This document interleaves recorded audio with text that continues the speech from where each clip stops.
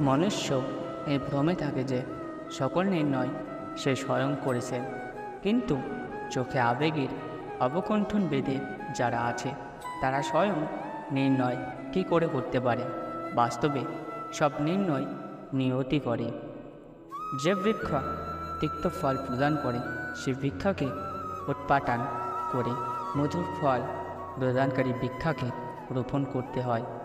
ওই বৃক্ষাকেই অধিক খাদ্য গ্রহণ করিয়ে বা শাখা প্রশাখাকে কাটছাঁট করলে মধুর ফল পাওয়া যায় না। ভবিষ্যৎকে শুদ্ধ করার জন্য এই অশুদ্ধ বর্তমানকে ধ্বংস করা অনিবার্য।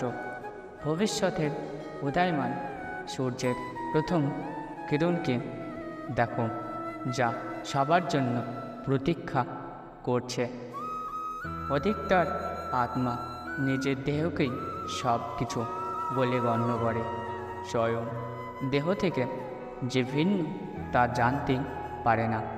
শরীরে যে দুঃখ, সুখ, স্বাদ, গন্ধ আদির অনুভব হয় তাকেই নিজের অনুভব মেনে নেয় আর পরিবর্তনের প্রয়াস করে না। যে আত্মা পরিবর্তনের প্রচেষ্টাই করে না, নিরন্তর অধর্ম করে চলে, তাকে জাগ্রত করার জন্য দণ্ড দেওয়া অনিবার্য। এই পৃথিবীতে পরিলিখিত সকল মানুষ তা নয় যা তুমি ওদের গণ্য করছো। কিছু সময়ের জন্য এরা শরীরে বসবাস করছে মাত্র। এদের শরীরে মৃত্যু হবে, কিন্তু এরা সবাই অমর।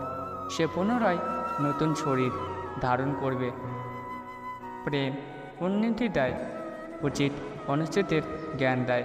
প্রেম আর মোহর মাঝে পার্থক্য থাকে। বাস্তবে যা প্রেম তা কোনো মোহ নয়।